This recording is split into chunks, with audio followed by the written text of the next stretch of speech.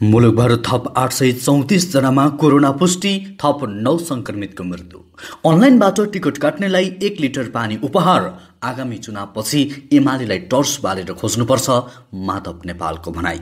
पल्पसा भन्छन्, म धेरै ठिक भएँ, अब मृगौला प्रत्यारोपणको पर्खाइमा छु। कुलमान आए पनि कर्णालीमा सुधार भएन विद्युतको समस्या, आखिर किन? महत्त्वपूर्ण जानकारी आजको समाचारमा। असोज 26 गते नेपाली चलचित्र रिलिज हुने, निर्मातालाई 55% सेयर, लामो समयदेखि बन्द रहेको मलेसियाको रोजगारीमा नेपाली श्रमिक जान पाउने, खुल्यो मुक्तिनाथ मन्दिर, खोप कार्ड वा पीसीआर रिपोर्ट अनिवार्य, थोक बजारमा नै सागको मूल्य किलोको 200 रुपियाँ, उपभोक्तालाई छाक टार्नै मुस्किल।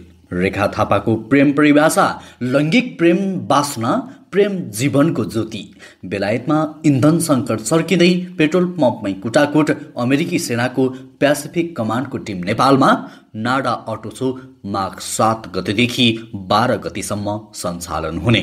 50% हकप्रत सेयर निष्कासन गर्दै Arun valley hydro power, crime petrol मार्फत सानो प्रदामा फर्किँदै दीपक। औसतभन्दा 13% बढी पानी, मनसुन बाहिरिन 7 दिन बाँकी। साफ खेलका लागि 26 नेपाली फुटबल खेलाडीले पाए मौका। दर्शकवृन्द नमस्कार, युट्युब च्यानल इन्फो खबरमा तपाईँलाई हार्दिक स्वागत छ। आज पनि केही महत्त्वपूर्ण दिनभरका काम लाग्ने समाचारको साथमा म सन्तोष कठायत उपस्थित भइसकेको छु। पुरा समाचार अत्यन्तै धेरै महत्त्वपूर्ण भएकाले अन्तिमसम्म हेरी समाचारलाई लाइक गर्न, कमेन्ट गर्न, त्यसैगरी साथीभाइमा सेयर गर्न, सँगै हाम्रो समाचारलाई कुन ठाउँ, कुन जिल्ला र कुन देशबाट यति बेला प्रत्यक्ष रूपमा हेरिरहनु भएको छ कमेन्टमा जानकारी गराउन नबिर्सिनुहोस् है त। समाचारको सुरुमा कोरोना भाइरसको पछिल्लो अपडेट। मुलुकभर पछिल्लो 24 घण्टामा 834 जनामा कोरोना संक्रमण पुष्टि भएको छ। स्वास्थ्य तथा जनसङ्ख्या मन्त्रालयका अनुसार पछिल्लो 24 घण्टामा 13,736 जनाको आरटीपीसीआर र एन्टिजेन विधिबाट परीक्षण गर्दा 834 जनामा कोरोना संक्रमण पुष्टि भएको छ। मन्त्रालयका अनुसार 8,589 जनाको आरटीपीसीआर विधिबाट परीक्षण गर्दा 730 जना र 5,147 जनाको एन्टिजेन विधिबाट परीक्षण गर्दा 104 जनामा कोरोना संक्रमण पुष्टि भएको हो। त्यसैगरी पछिल्लो 24 घण्टामा थप 9 संक्रमितको निधन भएको छ। हालसम्म नेपालमा कोरोना संक्रमणबाट मृत्यु हुनेको संख्या 11,096 पुगेको छ। त्यसैगरी अब बस टिकटको प्रसङ्ग। सरकारले भोलिदेखि दशैंका लागि काठमाडौँ बाहिरका जिल्लामा घर जान चाहने यात्रुहरूका लागि सोमबारदेखि नै टिकट बुकिङ खुला गरेको छ। काउन्टरमा गएर टिकट बुकिङ गर्दा यात्रीहरू ठगिने र बिचौलियाहरूले बढी भाडा असुल्ने गरेका कारण अनलाइनबाट बसको टिकट बुकिङ गर्न यातायात व्यवस्था विभागले आग्रह गरेको छ।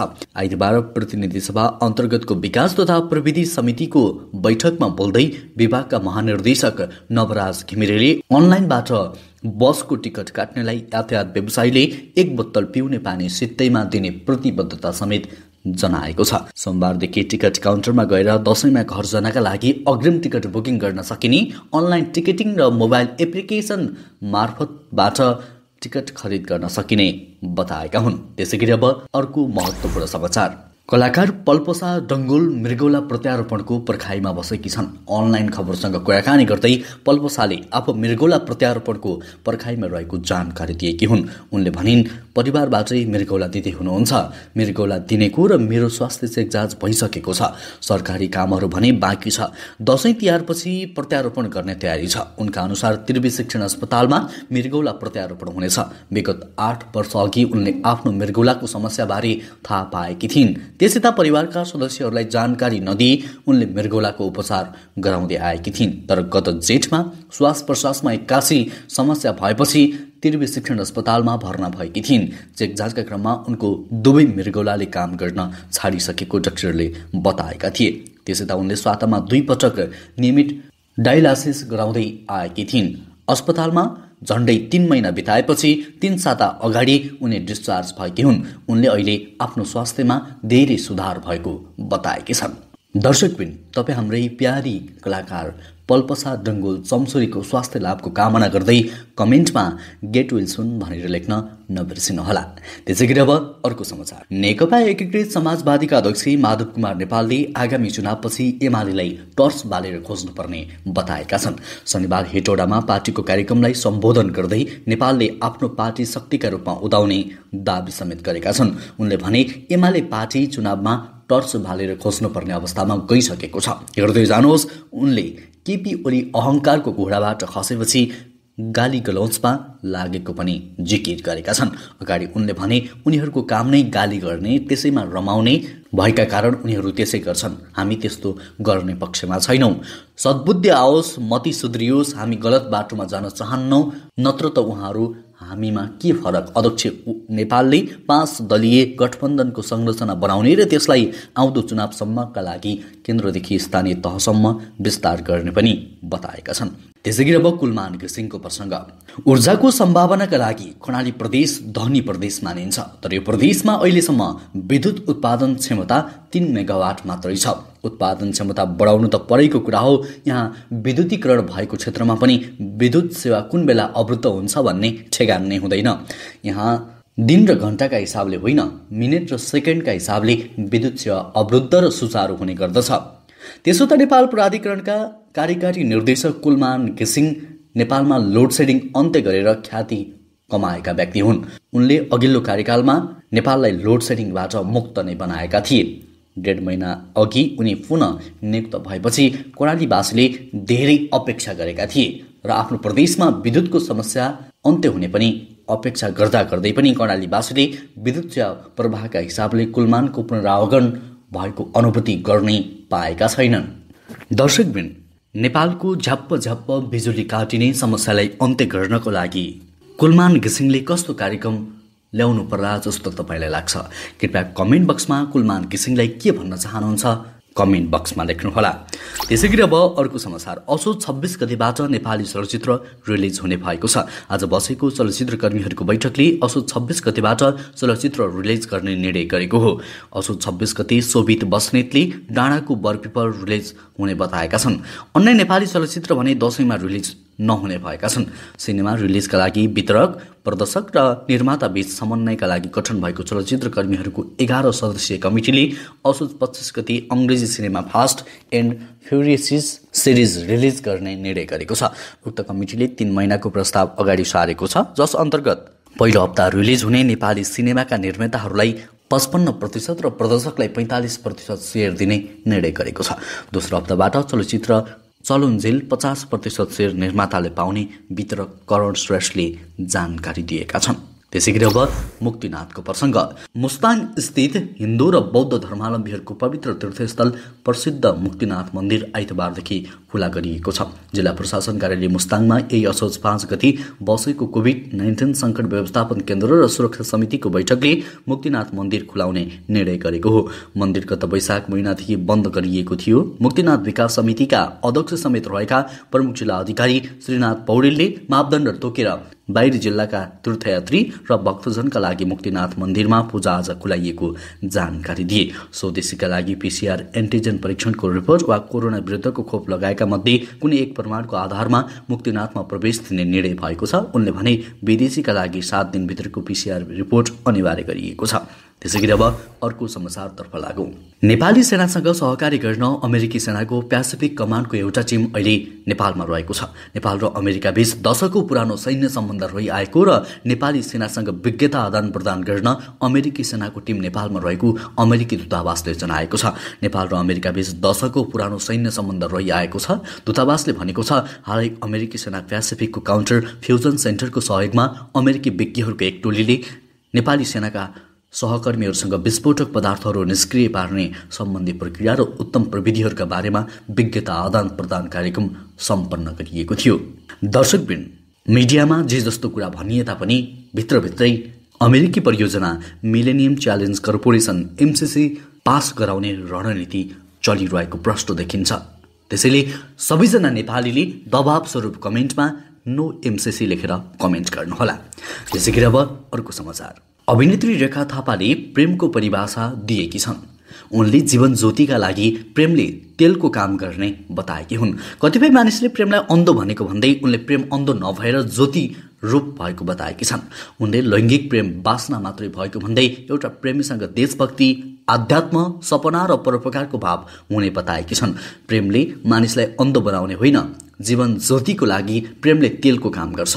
अभिनेत्री थापाले फेसबुकमा लेखेकी छन्, एउटा प्रेमीसँग देशभक्ति, आध्यात्म र सपना सँगै परोपकारको भाव हुन्छ। लैङ्गिक प्रेम त अक्सर बासना मात्र हो।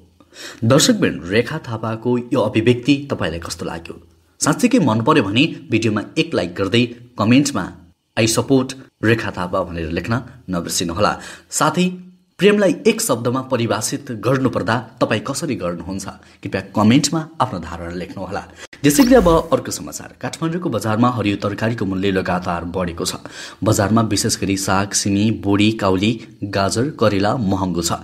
काठमाडौँको मुख्य थोक बजार कालीमाटीमै आज तने बोडी किलोको 120 देखि 140 रुपियाँ थोक मूल्य छ। त्यस्तै ब्रोकाउली र बरेला किलोको 150 देखि 200 रुपियाँ, भटमासको कोसा 100 देखि 120 रुपियाँ, स्थानीय काउली किलोको 70 देखि 80 रुपियाँ, गाजर 130 देखि 150, गान्टेमुला 80 देखि 90 रुपियाँ, घिउसिमी 80 देखि 90 रुपियाँ, घिरौला 70 देखि 80 रुपियाँ, चम्सुरको साग 220 देखि 250 रुपियाँ, रायोको साग 180 देखि 200 रुपियाँ, टाटेसिमी 140 देखि 160 रुपियाँ थोक मूल्य छ। तरकारीको यो मूल्य खुद्रामा झन्डुब्बर भन्दा धेरैले बढी हुन्छ। धेरैजसो उपभोक्ताले खुद्रा पसलमा नै तरकारी खरिद गर्ने गरेकाले उनीहरूको भान्सा महँगो हुँदै गएको छ। दर्शकवृन्द, तपाईँकोतिर तरकारीको भाउ कतिको वात्तै बढेको छ? कृपया कमेन्टमा जानकारी गराउनुहोला र तरकारीको भाउ घटाउनका लागि नेपाल सरकारले के गर्नु पर्ला? तपाईँको सुझाव कमेन्ट बक्समा व्यक्त गर्नुहोला। त्यसैगरी अब पेट्रोल पम्पको प्रसङ्ग। केही दिनदेखि बेलायतभर पेट्रोल र डिजल आपूर्तिमा सङ्कट देखिएको छ। चालकको अभावले गर्दा पेट्रोल आपूर्तिमा सङ्कट देखिन थालेको हो। क्रिसमस आउन केही महिना मात्रै बाँकी रहेकाले बेला इन्धन सङ्कट देखिन थालेपछि पेट्रोल पम्पमा उपभोक्ताको भिड लाग्न थालेको छ। झन्डै 100 वटा पेट्रोल पम्प खाली भएसँगै सरकारले मानिसहरूलाई नआत्तिन आग्रह गरिसकेको छ। तर मानिसहरूले इन्धन भर्नका लागि तछाड मछाड गरिरहेका छन्। यसैबीच आक्रोशित मानिसहरूबीच सिडलसाम स्थित एक पेट्रोल पम्पमा हानाहान नै भएको फुटेज बाहिर आएको छ। सीके स्टार स्थित पेट्रोल पम्प अगाडि पेट्रोल लिन आएका मानिसहरू बीच मुक्का र लात्ती हानाहान गरेको फुटेजमा देख्न सकिन्छ। 2 जना महिला घम्साघम्सी गरेको र पछि मुक्का हानाहान गरेको भिडियो भाइरल बनेको छ। त्यसैगरी अब अर्को समाचार। अरुण भ्याली हाइड्रोपावरको लाभांश सुरक्षित गर्ने आज अन्तिम दिन। साधारण सभा प्रयोजनका लागि कम्पनीले सोमबार अर्थात् भोलि असोज 11 गते बुक क्लोज गर्दैछ। कम्पनीले आफ्ना शेयर धनीहरूलाई 10% बोनस शेयर सहित कर प्रयोजनका लागि थप 0.52% नगद लाभांश वितरणको घोषणा गरेको छ। यद्यपि उक्त लाभांश पारित गर्न कम्पनीले आगामी असोज 24 गते बिहान 11 बजेका लागि साधारण सभा बोलाएको छ। साथै सोही सभाले बोनस वितरण पश्चात कायम हुने चुक्ता पुँजीबाट शेयर धनीहरूलाई 50% हक प्रग निष्कासन गर्ने निर्णय समेत पारित गर्ने जनाएको छ। त्यसैगरी अब दीपक राजको प्रसङ्ग।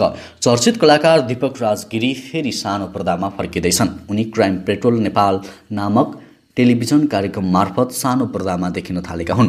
कलाकार गिरीले सामाजिक सञ्जालमा एक स्ट्याटस पोस्ट गर्दै अब केही दिनमा क्राइम पेट्रोल नेपाल कार्यक्रम लिएर आउने जानकारी दिएका छन्। दीपकको कार्यक्रम सञ्चारकर्मी रवि लामिछानेको टेलिभिजन च्यानल ग्यालेक्सी 4K मार्फत आउन थालेको छ। भारतीय टिभी सोनीबाट लामो समयदेखि प्रसारण हुँदै आएको अपराध र त्यसको अनुसन्धानको विषयमा केन्द्रित क्राइम पेट्रोलसँग आधिकारिक अनुमति बिना नेपालमा पनि यो श्रृङ्खला निर्माण हुन लागेको हो। गिरी यसमा होस्टको रूपमा देखिनेछन्। क्राइम पेट्रोल नेपालमा मेरो जिम्मेवारी होस्टको मात्र हो। गिरीले भने कलाकारको रूपमा भने म देखिने छैन। गिरी क्राइम पेट्रोल नेपालमा ग्यालेक्सी 4K टेलिभिजनको उद्घाटन समयदेखि जोडिएका हुन्। त्यसैगरी अब अर्को समाचारतर्फ लागौँ। बृहत अटो मेला नाडा अटो शो 2022 आगामी माघ 7 गतेदेखि 12 गतेसम्म आयोजना हुने भएको छ। कोभिड-19 का कारण 2 वर्ष रोकिन पुगेको अटो शोलाई यस वर्ष माघमा गर्ने गरी नाडाले नयाँ मिति तोकेको हो। अटोमोबाइल व्यवसायीहरूको छाता संगठन नाडा अटोमोबाइल एसोसिएसन अफ नेपालले प्रत्येक वर्ष दशैं तिहारको अवसरमा भदौ असोजमा अटो शोको आयोजना गर्दै आएको छ। तर गएको 2 वर्ष भने कोभिडकै कारण अटो शो हुन सकेन। यस वर्षका लागि नाडाले पहिलो पटक भदौ 26 गते अटो शोको मिति तोकेको थियो, तर सम्भव हुन सकेन। वातावरण बिस्तारै अनुकूलतातर्फ गएकाले अटो शो माघको दोस्रो साता गर्ने गरी नयाँ मिति तोकिएको नाडाका अध्यक्ष कृष्ण प्रसाद दुलालले जानकारी दिएका छन्। त्यसैगरी अब रोजगारीको प्रसङ्ग। कोरोना भाइरस महामारीका कारण लामो समयदेखि बन्द रहेको मलेसियाको रोजगारीमा नेपाली श्रमिक जान पाउने भएका छन्। मलेसियामा श्रमिकको अभाव भएपछि केही सङ्ख्यामा विदेशी श्रमिकले नै नीति अनुरूप नेपाली श्रमिक रोजगारीका लागि मलेसिया जान पाउने भएका हुन्। नेपाल स्थित मलेसियाको दूतावासले विज्ञप्ति जारी गर्दै कोरोना महामारीका कारण लगाएको प्रतिबन्ध हटाउँदै नेपाली श्रमिकले निर्णय लिने तत्काल लागू हुने प्रश्न पारेको छ। मलेसिया जाने श्रमिकसँग मलेसियाको वैधानिक भिसा विश्व स्वास्थ्य सङ्गठनले मान्यता दिएको खोपको दुवै मात्र लगाएको हुनुपर्नेछ। त्यसैगरी अब खेल समाचार। साफ च्याम्पियनसिपका लागि नेपाली राष्ट्रिय टिमको घोषणा गरिएको छ। मुख्य प्रशिक्षक अब्दुल्लाह अलमुताइरीले 23 खेलाडीको अन्तिम नामावली घोषणा गरिसकेका छन्। हाल साफको तयारीको लागि नेपाली टोली कतारको दोहामा छ। पछिल्लो 2 साता यता कतारमा रहेको 25 सदस्यीय टोलीबाट गोलरक्षक विकेश कुथु र डिफेन्डर राजन गुरुङली अन्तिम टोलीमा छैनन्। नेपाली टोलीले आज ओमान विरुद्ध मैत्रीपूर्ण खेल खेल्ने कार्यक्रम छ। त्यसपछि टोली सोमबार मालदिप्स प्रस्थान गर्ने कार्यक्रम रहेको छ। साफ च्याम्पियनसिप अक्टोबर 1 देखि 16 सम्म मालेमा हुँदैछ। नेपालसँगै भारत, मालदिप्स, श्रीलङ्का र बङ्गलादेशले राउन्ड रोबिन लिगमा प्रतिस्पर्धा गर्नेछन्। लिगको शीर्ष 2 टोलीले फाइनल खेल्नेछन्। त्यसैगरी अब मौसम सम्बन्धी जानकारी। मनसुनी अवधि सुरु भए यता देशभर 113% पानी परेको मौसम विश्लेषण शाखाले जनाएको छ। मनसुनी औसतको प्रणाली बाहिरिन अझै 7 दिन बाँकी रहे पनि औसत वर्षा 13% भन्दा बढी परेको शाखाका प्रमुख इन्दिरा कणेलले जानकारी दिनुभयो। भारतबाट मनसुनी चक्र बाहिरिए पनि नेपालबाट मनसुन बाहिरिने भएकाले मनसुनी प्रणाली बाहिरिन अझै केही दिन लाग्ने उहाँले बताउनुभयो। भारी वर्षा हुने सम्भावना टरेको छ, तर अझै मध्यभागमै न्यून चापियो रेखा रहेकाले सामान्य वर्षाको सम्भावना कायमै रहेको जानकारी दिनुभयो। यो खबर आजको गोर्खापत्र दैनिकमा छापिएको छ। हवस् त दर्शकवृन्द, अहिलेलाई केही महत्त्वपूर्ण चर्चामा रहेका र काम लाग्ने समाचारको सिलसिला यति नै। हरेक दिन बिहानै ताजा र सत्य समाचार हेर्नको लागि हाम्रो युट्युब च्यानल इन्फो खबरलाई अहिले नै सब्सक्राइब गरिहाल्नुहोला। हवस् त, अहिलेलाई पनि म लगायत हाम्रो सम्पूर्ण टिमलाई बिदा दिनुहोस्। नमस्कार। तपाईँको आजको दिन उत्कृष्ट